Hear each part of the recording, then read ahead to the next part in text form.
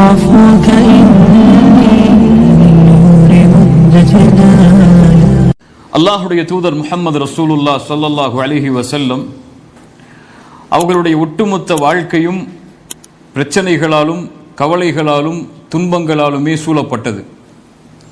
பெரும்பான்மையான மகிழ்ச்சியையோ உலகத்துடைய பெரும்பான்மையான இன்பங்களையோ அல்லாஹுடைய தூதர் முஹம்மது ரசூலுல்லாஹ் இந்த உலகத்தில் அனுபவித்ததில்லை. அல்லாஹுடைய தூதர் ஸல்லல்லாஹு அலைஹி வஸல்லம் அவர்களுடைய சொந்த வாழ்க்கை எடுத்தாலும் சமூக வாழ்க்கை எடுத்தாலும் எல்லா வாழ்க்கையிலும் அல்லாஹுடைய தூதர் சோதிக்கப்பட்டார்கள்.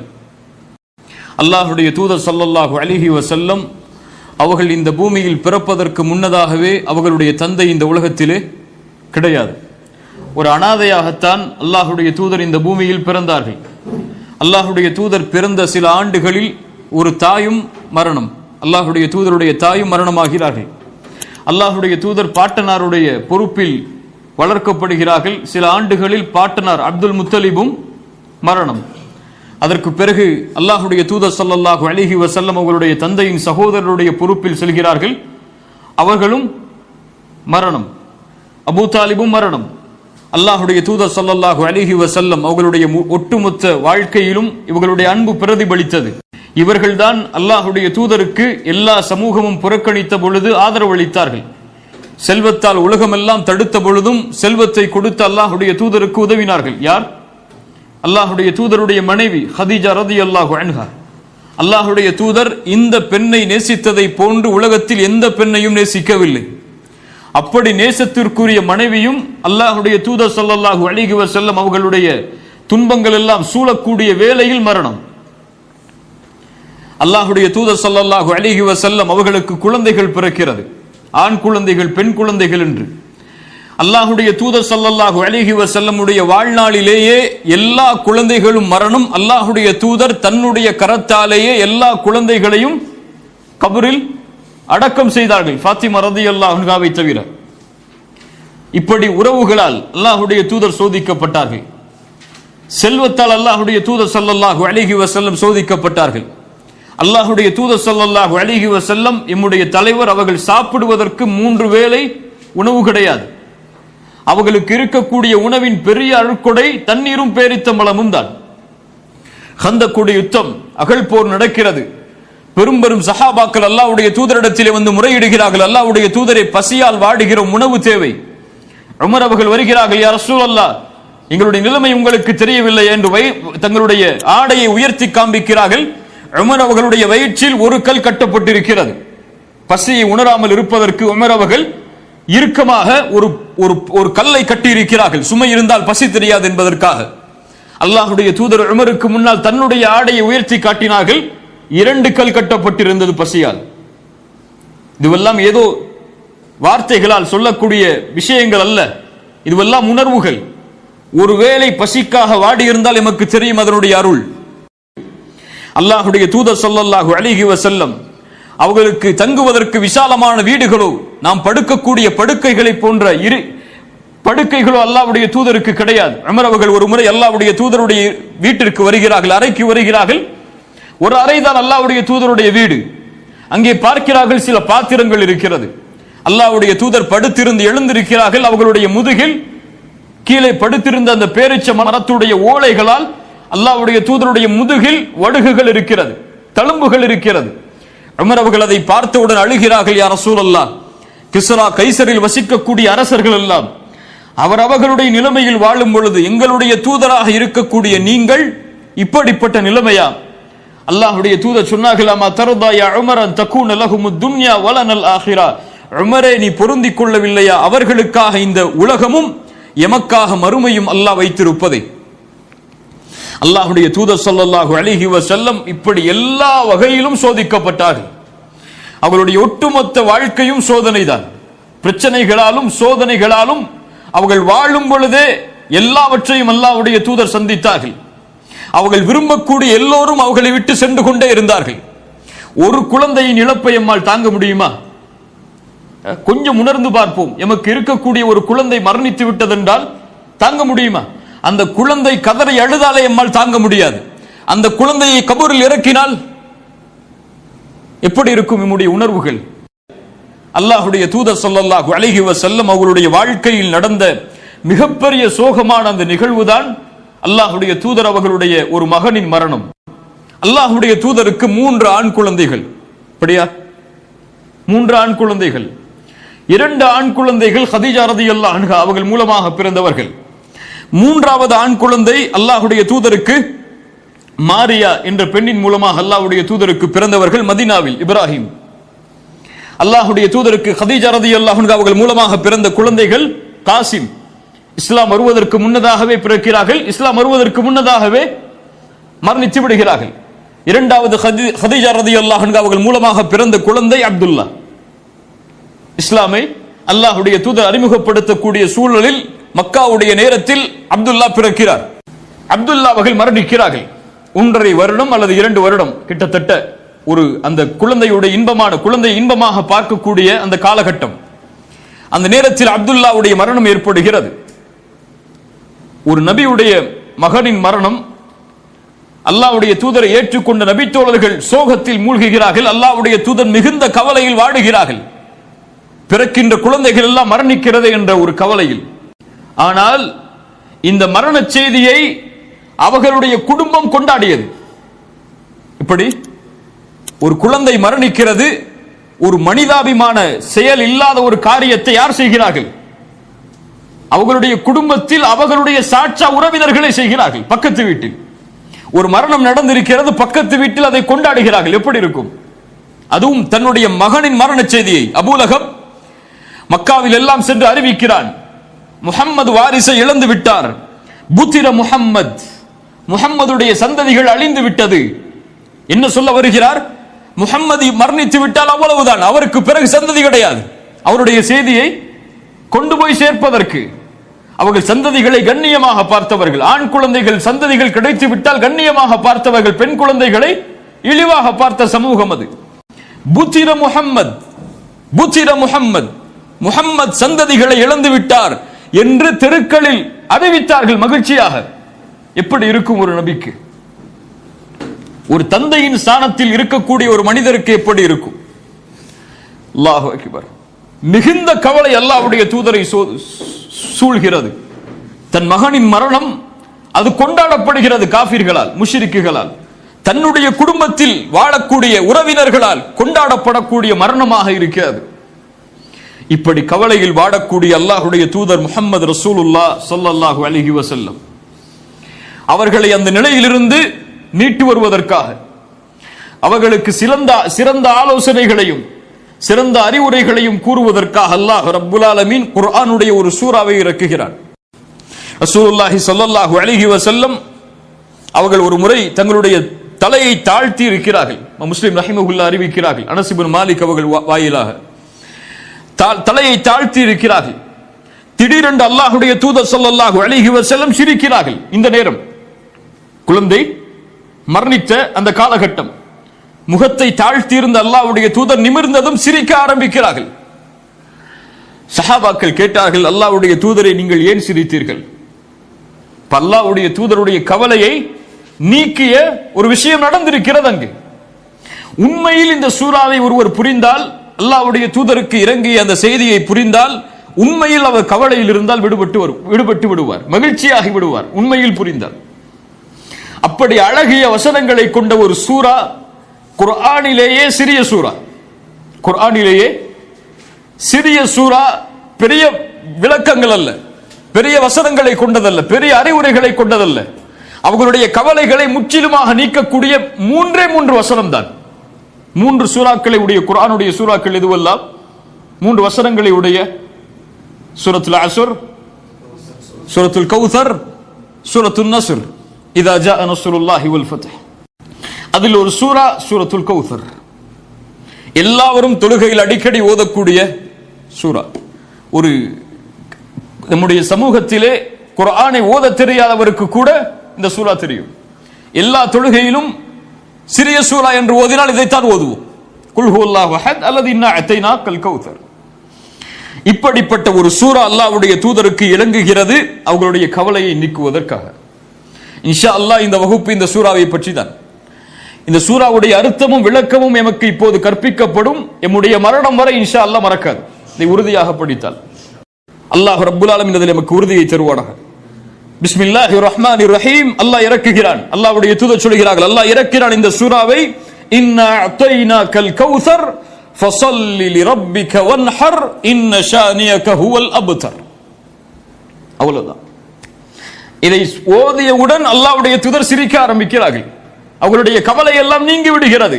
அவர்களுடைய முகம் சந்திரனை போன்று பிரகாசமாகி விடுகிறது. அனஸ் இப்னு மாலிக் சொல்கிறார்கள், 3 வரிதான் தன்னுடைய ரப்பு தனக்கு சொல்லக்கூடியது. அல்லாஹ் ரசூலுக்காக மட்டுமே இறக்கிய சூரா, யாரை பத்தி இங்க பேசல. நபியே, இது உங்களுடைய சூரா, உங்களுக்காகவே இறக்கப்பட்ட சூரா. இன்னா அஅதைனாகல் கௌஸர். இன்னா என்ற அரபி மொழியில் என்ன அர்த்தம்? நிச்சயமாக நாம், உறுதியாக நாம். இன்னா, இன்னி, அன, இந்த 3 ஒரே அர்த்தம் தான். அல்லாஹ் ரப்புல் ஆலமீன் இன்னி என்ற வார்த்தையை பயன்படுத்துவான் அவனை பற்றி அவன் சொல்லும் பொழுது. இன்னனி அனல்லாஹ், நான் அல்லாஹ், நிச்சயமாக நான் தான் அல்லாஹ். லா இலாஹ இல்லா அன, என்னை தவிர வணங்க தகுதியானவன் யாரும் இல்லை என்று இன்னி அன என்ற வார்த்தையை அல்லாஹ் அவனோடு சேர்த்து பயன்படுத்துவான், அவனை பற்றி சொல்லுவதற்கு பயன்படுத்துவான். ஆனால் இன்னா என்றால் அவனுடைய படைப்புகளை பற்றி அல்லாஹ் சொல்லும் பொழுது, அவனுடைய செயல்களை பற்றி அல்லாஹ் சொல்லும் பொழுது இன்னா என்ற வார்த்தையை அல்லாஹ் பயன்படுத்துவான். இன்னா நஹ்னு நஸ்ஸல்னா ذிக்ர் வ இன்னா லஹு லஹாஃபிதூன். நாம் தான் இந்த குர்ஆனை இறக்கினோம், நாம் தான் இதை பாதுகாப்போம். இன்னா அன்ஸல்னாஹு ஃபீ லைலத்தில் கத்ர். இதை நாம் லைலத்துல் கத்ருடைய இரவில் இறக்கினோம். இப்படி குர்ஆனிலே அல்லாஹ் அவனுடைய செயல்களை பற்றி சொல்லுவதற்கு இன்னா என்ற வார்த்தையை அல்லாஹ் பயன்படுத்துவான். இன்னா நூனுல் அஸமா. அல்லாஹ் இங்கே பயன்படுத்தக்கூடிய இந்த நூன், நாம் என்றால் யாரை அல்லாஹ் சொல்கிறான்? அவன் ஒருவன் தானே. யாரை அல்லாஹ் சொல்கிறான்? அவனைத்தான் அல்லாஹ் சொல்கிறான். ஆனால் நாம் என்ற வார்த்தையை அல்லாஹ் பயன்படுத்துவது இதற்காக, மகத்துவத்திற்காக. நாம் என்ற ஒரு மகத்துவத்தை அல்லாஹ் வெளிப்படுத்துவதற்காக அல்லாஹ் இன்னா என்ற வார்த்தையை அல்லாஹ் இங்கே பயன்படுத்துகிறான். இன்னா அஅதைனா கல் கௌஸர். அஅதைனாக, ஆதா என்றாலும் அஅதா என்றாலும் ஒரே அர்த்தம் தான். ஆதா அலிஃப் தா, ஆதா என்றாலும் அஅதா என்றாலும் அரபியில் ஒரே அர்த்தம் தான். அது தா, இது தா. ஆதா அஅதா. ஆனால் அல்லாஹ் ரப்புல் ஆலமீன் இங்கே பயன்படுத்தக்கூடிய அஅதா கொஞ்சம் வித்தியாசமானது. ஆதா என்றால் பொதுவாக அல்லாஹ் கொடுக்கக்கூடியது. வ ஆதாக்கும் மின் குல்லி மா சஅல்துமு. நீங்கள் கேட்டதை எல்லாம் அல்லாஹ் ரப்புல் ஆலமீன் கொடுத்திருக்கிறான். வ ஆதாக்கும். அல்லாஹ் பொதுவாக எல்லா அருட்கொடைகளையும் சொல்லுவதற்கு ஆதாக்கும் என்று சொல்லுவான். ஒரு விசேஷமாக ஒன்றை அல்லாஹ் உங்களுக்கு கொடுப்பதற்கு அஅதா என்று அல்லாஹ் சொல்லுவான். அஅதைனாக, நபியே நாம் உமக்கு கொடுத்திருக்கிறோம். கொடுத்தவன் யார்? எல்லாவற்றையும் அல்லாஹ் தான். எம்மிடத்தில் இருக்கக்கூடிய எதுவும் எமக்கு சொந்தமானது கிடையாது, எல்லாம் அல்லாஹ்வுக்குரியது தான். எமக்கு அல்லாஹ் ஒரு குழந்தையை கொடுத்தாலும் அது யாருடையது தான்? அல்லாஹ்வுடையது தான். அல்லாஹ் எமக்கு பெற்றோர்களை கொடுத்திருந்தாலும் அதுவும் யார் கொடுத்தது தான்?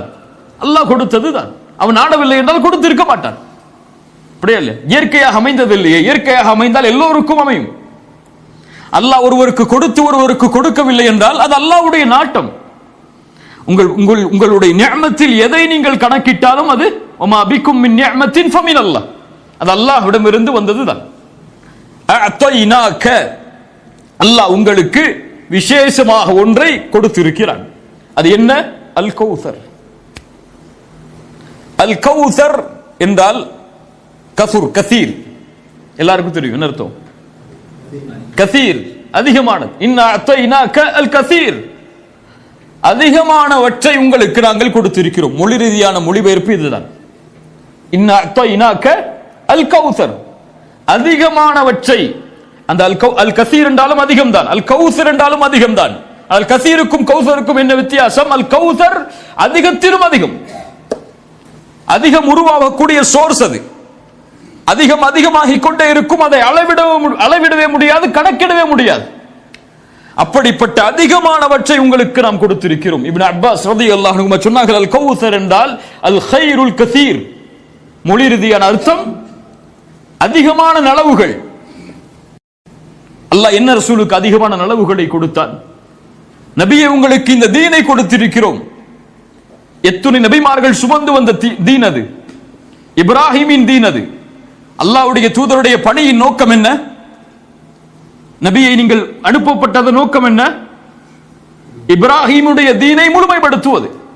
இப்ராஹிம் தொடங்கி வைத்த அந்த தீனை மறுபடியும் புதுப்பித்த அந்த தீனை முடிப்பதுதான். அதை பூர்த்தி செய்கிறோம். அல்லாஹ் அந்த அருளை கொடுத்திருக்கிறான். நபிமார்களுடைய வரிசையில் பிறக்கக்கூடிய, வம்சத்தில் பிறக்கக்கூடிய வாய்ப்பை அல்லாஹ் கொடுத்திருக்கிறான் முஹம்மது ரசூலுக்கு ஸல்லல்லாஹு அலைஹி வஸல்லம். குர்ஆன் பல அர்த்தங்களை, பல சிந்தனைகளை உருவாக்கக்கூடிய வசனங்கள், வார்த்தைகள். அவர்களுக்கு ஒரு வார்த்தை பேசினால் பல அர்த்தங்கள் அதில் உள்ளடக்கப்படும். அதிகமான நபித்தோழர்கள், சந்ததியில் பெரும்பான்மையான எண்ணிக்கையுடைய உம்மா, புகழில் வரஃபஅனா லக திக்ரக், ஒவ்வொரு நாளும் தூதருடைய புகழை அல்லாஹ் உயர்த்தி கொண்டே இருக்கிறான். ஒவ்வொரு நிமிடமும் உயர்கிறது. அஷ்ஹது அன்ன முஹம்மது ரசூலுல்லாஹ் என்ற சாட்சியின் மூலமாக. இப்படி எல்லாவற்றிலும் நபியே உங்களுக்கு அல்லாஹ் அதிகரிப்பை கொடுத்திருக்கிறான். அஅதைனாக அல் கௌசர். ஆனால் அல் கௌசருடைய வடிவம் என்ன? மொழி ரீதியான அர்த்தம் அதிகரிப்பு. அல் கௌசருடைய வடிவம் அல்லாஹ்வுடைய தூதர் ஸல்லல்லாஹு அலைஹி வஸல்லம் சொன்னார்கள், ஃபஇன்னஹு நஹருன், அது ஒரு ஆறு. அல்லாஹ் ரப்புல் ஆலமீன் அதை எனக்கு மறுமையில் வாக்களித்திருக்கிறான். சொர்க்கத்தில் அல்லாஹ் எனக்கு வாக்களித்திருக்கிறான். அதனுடைய பாத்திரங்கள், கிண்ணங்கள் நட்சத்திரங்களுடைய எண்ணிக்கையை போன்றது, அளவிடவே முடியாது. அல்லாஹ்வுடைய தூதர் சொன்னார்கள், அல்லாஹ் ரப்புல் ஆலமீன் சொர்க்கத்திலே வாக்களித்த ஆறு அது. அதனுடைய நிறம் பாலை விட வெண்மையானது, தேனை விட சுவையானது. அதிலிருந்து ஒருவர் ஒரு சொட்டு தண்ணீரை அறிந்து விட்டால் அதற்கு பிறகு தாகமே அவருக்கு ஏற்படாது. அவர் வாழும் வரை தாகமே அவருக்கு ஏற்படாது. அல் கௌசர் என்று சொல்லும் பொழுது ஒன்றை சேர்த்தே சொல்லுவோம். என்ன சேர்த்து சொல்லுவோம்? ஹவுதுல் கௌசர். ஹவுத் என்றால் என்ன? அல் கௌசர் என்றால் என்ன? அல் கௌசர் ஒரு ஆறு. இது எங்கே இருக்கும்? சொர்க்கத்திலே. ஹவுத் என்றால் கௌசருடைய தடாகத்திலிருந்து தண்ணீர் வடிந்தோடி மஹ்ஷரில் மக்கள் எல்லோரும் ஒன்று கூட்டப்பட்டிருக்கும் பொழுது எல்லா நபிமார்களுக்கும் ஒவ்வொரு தடாகம் இருக்கும். அது அல்லாஹ்வுடைய தூதருடைய சமூகத்தின் தடாகத்திற்கு கௌசருடைய ஆற்றிலிருந்து நீர் கொண்டு வரப்படும். மஹ்ஷரில் அதிகமான வெப்பம் தாக்கும் பொழுது, சூரியன் ஒரு மைல் தூரத்தில் நிற்கும் பொழுது, சிராத்துடைய பாலத்தை மனிதர்கள் கடப்பதற்கு முன்னால் அல்லாஹ்வுடைய தூதர் ஸல்லல்லாஹு அலைஹி வஸல்லம் அந்த ஹவுதுடைய வாசலில் நிற்பார்கள். அந்த ஆற்றுடைய முனையில் அதிலிருந்து அவர்களுடைய சமூகத்துடைய எல்லோருக்கும் அல்லாஹ்வுடைய தூதர் தண்ணீரை எடுத்து கொடுப்பார்கள். ஹவுதுல் கௌசரில், ஹவுதில் நாளை மறுமையில் முஸ்லிம்கள் தண்ணீர் அருந்துவார்கள். அல்லாஹ்வுடைய தூதருடைய சமூகம் தண்ணீர் அருந்தும். அந்த தண்ணீரை அருந்தினாலும் அதற்கு பிறகு தாகமே ஏற்படாது. அல்லாஹ் ரப்புல் ஆலமீன் மஹ்ஷரில் முஸ்லிம்களுக்கு அல்லாஹ் ரப்புல் ஆலமீன் வாக்களித்த ஒன்று ஹவுத். கௌசர் என்றால் அது ஒரு ஆறு, ஹவுத் என்றால் தடாகம். அல்லாஹ்வுடைய தூதர் ஸல்லல்லாஹு அலைஹி வஸல்லம் இந்த வசனத்திற்கு விளக்கம் சொன்னார்கள். அல் கௌசர் என்றால் அது ஒரு ஆறு, அல்லாஹ் இதை எனக்கு வாக்களித்திருக்கிறான். பல ஹதீஸில் அல்லாஹ்வுடைய தூதர் அதை விளக்குகிறார்கள். இன்னா அத்தைனாக்கல் கௌசர், நபியே நாம் உங்களுக்கு கௌசரை கொடுத்திருக்கிறோம். என்ன அல்லாஹ் ரப்புல் ஆலமீன் இதன் மூலமாக பாடமாக கற்பிக்க வருகிறான் என்றால், அல்லாஹ் ரப்புல் ஆலமீன் இந்த வசனத்தில் அல்லாஹ்வுடைய தூதர் இழந்ததை சொல்லவில்லை, அல்லாஹ்வுடைய தூதர் பிறப்போவதை சொல்லுகிறான். நபியே உங்களுடைய மகனுடைய இறப்பு செய்தி என்று அல்லாஹ் எதையும் முன்வைக்கவில்லை. அல்லாஹ் இதை சொல்கிறான், கொடுத்து விட்டோம், முடிஞ்சு போச்சது. நீங்க பிறப்பதற்கு முன்னதாகவே அல்லாஹ் உங்களுக்காக அதை தயாரித்து விட்டான். அல்லாஹ் ரப்புல் ஆலமீன் அல்லாஹ்வுடைய தூதருக்கு, நபியே நீங்கள் இழந்ததை குறித்து கவலைப்பட தேவையில்லை, அல்லாஹ் ரப்புல் ஆலமீன் உங்களுக்கு கொடுக்க இருப்பதை நினைத்து பாருங்கள். நீங்கள் கவலையில் வாடிவிடக் கூடாது. உங்களுக்கு இருக்கக்கூடிய பொறுப்பு மேன்மையானது. ஒரு சிறிய பாலைவனத்தில் ஒரு குறைஷி குடும்பத்தில் எதிர்ப்புகளோடு வாழ்ந்து கொண்டிருக்கக்கூடிய நீங்கள் செய்ய வேண்டிய காரியம், இந்த உலகமே உங்களை திரும்பி பார்க்க வேண்டும். ஷாம், பாரிஸ் போன்ற மிகப்பெரிய நாடுகள் எல்லாம் உங்களுடைய பெயர்களை கேட்டால் நடுங்க வேண்டும். உங்களுடைய முஸ்லிம் படை உலகமெல்லாம் சைனா, இந்தியா போன்ற நாடுகள் எல்லாம் பறந்து விரிய வேண்டும். நீங்கள் கொண்டு வந்திருக்கக்கூடிய இந்த செய்தி உலகமெல்லாம் சென்றடைய வேண்டும். நீங்கள் கவலை அடையக்கூடாது. உங்களுடைய நோக்கம் பெரிது, அதை நோக்கி செல்லுங்கள். சுப்ஹானல்லாஹ். குர்ஆன் கொள்கைக்கு வழிகாட்டுவதற்கு மட்டும் இறக்கப்பட்ட வார்த்தைகள் அல்ல. குர்ஆன் ஹலால் ஹராமை மட்டும் விளக்குவதற்கு சொல்லப்படக்கூடிய வசனங்கள் அல்ல. குர்ஆனுடைய வசனங்கள் எமோஷன் அப்படி திருப்பி போட்டுரும். அல்லாஹ்வுடைய தூதருடைய அப்படியே அந்த நெகட்டிவ ஒரே ஒரு 3 வசனங்கள் முழுவதுமான ஒரு பாசிட்டிவா மாத்தும். அல்லாஹ்வுடைய தூதர் மாறுகிறார்கள். அப்படி இது குர்ஆனுடைய வழக்கம். அல்லாஹ் ரப்புல் ஆலமீன் எங்கெல்லாம் சோதனைகளை குறித்து சொல்லுவானோ அங்கெல்லாம் அல்லாஹ் ரப்புல் ஆலமீன் இதை சொல்வான். அல்லாஹ்வுடைய வசனத்தை நினைத்து பாருங்கள். வைது கால மூசா லிகௌமி, இப்ராஹிமுடைய 7வது 6வது வசனம் அல்லாஹ் கூறுகிறான். நபி மூசா தன்னுடைய சமூகத்திற்கு சொன்னார், உத்குரு நிஅமத்தல்லாஹி அலைக்கும், அல்லாஹ் உங்களுக்கு செய்த அருளை நினைத்து பாருங்கள். இது அன்ஜாக்கும் மின் ஆலி ஃபிர்அவுன், ஃபிர்அவுனிடமிருந்து உங்களை பாதுகாத்திருக்கிறான் அல்லாஹ். பனி இஸ்ரவேலர்களே, உங்களுடைய ஃபிர்அவுனிடமிருந்து உங்களை பாதுகாத்திருக்கிறான். யஸூமூனக்கும் சூஅல் அதாப், உங்களுக்கு இழிவான வேதனைகளை அவன் தந்தான். யுதப்பிஹூன அப்னாஅக்கும், உங்களுடைய ஆண் குழந்தைகளை எல்லாம் அவன் அறுத்தான். அல்லாஹ் சொல்கிறான். தபஹ் என்றால் திபஹ் என்றால் அறுத்தல். யுதப்பிஹூன அப்னாஅக்கும், கொல்லவில்லை, அவன் கரத்தால் அறுத்தான் ஆண் குழந்தைகளை. வயஸ்தஹியூன நிசாஅக்கும், பெண்களை எல்லாம் வாழ வைத்தான். வஃபீ ذَلِكُمْ بَلَاءٌ مِّن رَّبِّكُمْ عَظِيمٌ, அல்லாஹ்விடம் இருந்து வந்த மிக மகத்தான சோதனைகள் இவைகள் எல்லாம். ஆனால் وَإِن تَأَذَّنَ رَبُّكُمْ لَئِن شَكَرْتُمْ لَأَزِيدَنَّكُمْ, அல்லாஹ் உங்களுக்கு மேலும் செய்த கட்டளையை, நினைவுறுத்தலை, மூசா நபியை நீங்கள் சொல்லுங்கள். لَئِن شَكَرْتُمْ لَأَزِيدَنَّكُمْ, அல்லாஹ் அங்கே என்ன சொல்கிறான்? சோதனைகளை சொல்கிறான். அல்லாஹ் என்ன சொல்லி இருக்க வேண்டும்? லஇன் சபர்தும், நீங்கள் பொறுமையோடு இருந்திருந்தால் என்று சொல்லி இருக்கணும். அல்லாஹ் இந்த சோதனைகளை என்ன செஞ்சிருக்கணும்? நீங்க பொறுமையை கையாண்டு இருந்தால் அல்லாஹ் அதை நீக்கி இருப்பான் என்று சொல்லலாம். அல்லாஹ் என்ன சொல்கிறான்? லஇன் ஷகர்தும் லஅஸீதன்னக்கும். இதில் எப்படி நன்றி செலுத்துறது? ஆண் குழந்தைகள் தன்னுடைய சமூகத்தில் இறந்ததற்கு எப்படி அல்லாஹ்விற்கு நன்றி செலுத்துவது? லஇன் ஷகர்தும் என்றால் அதை விடுங்கள். நீங்கள் அல்லாஹ் ரப்புல் ஆலமீன் உங்களிடமிருந்து எடுத்ததை விடுங்கள். அல்லாஹ் உங்களுக்கு கொடுத்திருப்பதை நினைத்து பாருங்கள். என்ன அல்லாஹ் கொடுத்திருக்கானோ அதை நினைத்து பார். எதை அல்லாஹ் ரப்புல் ஆலமீன் உன்னிடத்திலிருந்து எடுத்து விட்டானோ அதை மறந்து விடு. அல்லாஹ் ஒரு சோதனையை கொடுத்து உன்னை நீக்கி இருந்தால் அல்லாஹ் அதற்கு பதிலாகவோ அல்லது அதற்கு மாற்றமாகவோ அது இல்லாமலோ கொடுத்திருக்கக்கூடிய அருட்கொடைகள் ஏராளம். உங்களுக்கு அல்லாஹ் இந்த பூமியில் செல்வந்தவனாக வாழ்வதற்கு வாய்ப்பு கொடுக்கவில்லையா? சுகமோடு வாழ்வதற்கு அல்லாஹ் வாய்ப்பு கொடுத்திருக்கிறானா? அதை பாருங்கள். எத்தனையோ செல்வந்தவர்கள் தங்களுடைய செல்வத்தை எல்லாம் நோயில் அழித்துக் கொண்டிருக்கும் பொழுது ரப்புல் ஆலமீன் உங்களுக்கு கல்வியில் முன்னேறுவதற்கு வாய்ப்பு கொடுக்கவில்லையா? உங்களுக்கு அல்லாஹ் வாழ்வாதாரத்தை கொடுத்திருக்கிறானா? எத்தனையோ படித்தவர்கள் வாழ்வாதாரம் இல்லாமல் இருக்கிறார்கள். இப்படி அல்லாஹ் எதை உங்களுக்கு கொடுக்கவில்லையோ அதை நோக்கியே செல்லாதீர்கள். அல்லாஹ் எதை கொடுத்திருக்கிறானோ, எது உங்களிடத்தில் இருக்கிறதோ அதை நினைத்துக் கொண்டு திருப்தி அடையுங்கள். நீங்கள் மிகப்பெரிய பணக்காரனாக இந்த பூமியில் வாழலாம். அல்லாஹ் ரப்புல் ஆலமீன் இதைத்தான் இந்த வசனத்தின் மூலமாக அல்லாஹ்வுடைய தூதர் ஸல்லல்லாஹு அலைஹி வஸல்லம் அவர்களுக்கு பாடமாக கற்பிக்க விரும்புகிறான். நபியை இழந்ததை விடுங்கள். உங்கள் குழந்தை இழந்து விட்டதா? விடுங்கள் அதை. அல்லாஹ் ரப்புல் ஆலமீன் அதற்கு பதிலாக உங்களுக்கு கௌசரை அல்லாஹ் தருகிறான்.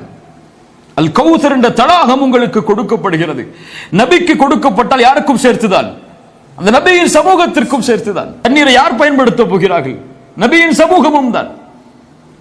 அதை நினைத்து பாருங்கள். நபி ஆனா நமக்கு எப்படி? எது நமக்கு இல்லையோ அதை குறித்த கவலை மட்டும்தான் நம்முடைய வாழ்க்கையில். எதை இழந்தோமோ அதை நினைத்துக் கொண்டே வாழ்க்கையை ஓட்டிக் கொண்டிருப்போம். இப்படி அல்லாஹ் ரப்புல் ஆலமீன் இந்த வசனத்தின் மூலமாக நிரூபிப்பது, எதை இல்லையோ அதை விட்டுருங்க. அது எது உங்களிடத்திலே சென்று விட்டதோ அதை மறந்து விடுங்கள். இருப்பதை கொண்டு அல்லாஹ்விற்கு நன்றி செலுத்த தயாராகுங்கள். அல்லாஹ் ரப்புல் ஆலமீன் இந்த பாடத்தை தான் எல்லா வகையிலும் முழு குர்ஆனிலும் அல்லாஹ் உள்ளடக்குகிறான். பத்ருடைய போர்க்களம் நபித்தோழர்களுக்கு மிகப்பெரிய வெற்றி முஸ்லிம்களுக்கு. உஹதுடைய போர்க்களம் தோல்வியின் விளிம்பிற்கே சமூகம் செல்லுகிறது. அல்லாஹ் ரப்புல் ஆலமீன் அந்த சமூகத்திற்கு அல்லாஹ் சோதனைகளை கொடுத்து அல்லாஹ் சோதிக்கிறான். மிகப்பெரிய சோதனை உஹதுடைய களம். சாதாரண சோதனை அல்ல. ஒரு நபி வேதனைக்கு உள்ளாக்கப்படுவது சமூகத்தில் எவ்வளவு பெரிய சோதனை. நபியின் பல் உடைவதற்கு காரணம் அமைகிறது. சஹாபாக்கள் புறமுகுது காட்டி ஓடக்கூடிய சூழல் ஏற்படுகிறது. எவ்வளவு பெரிய சமூகத்துடைய சோதனை. இந்த சோதனையில் இருக்கக்கூடிய மக்களை அல்லாஹ் திடப்படுத்த வேண்டும். வலா தஹினு வலா தஹ்ஸனு வஅன்துமுல் அலௌன இன் குன்தும் முஃமினீன். உஹதுடைய களத்திற்கு பிறகு இறக்கப்பட்ட குர்ஆனுடைய வசனம். நீங்கள் கவலைப்பட வேண்டாம், சஞ்சலமடைய வேண்டாம். நீங்கள் தான் உயர்ந்தவர்கள் முஃமின்களாக வாழ்ந்தால். என்ன அல்லாஹ் உருவாக்க விரும்புகிறான். இழந்ததை நினைத்து பார்த்தே வாழ்ந்து கொண்டிருக்காதே. கிடைக்கப் போவது ஏராளம். அதை நோக்கி உன் பயணத்தை தொடங்கி செல். உன் இழந்து விட்டதை என்று கவலையில் பின்னால் உன்னை தள்ளிவிடாதே. முன்னால் செல். அல்லாஹ் நீ முயற்சி செய்தால் அதை கொடுத்தே தீருவான்.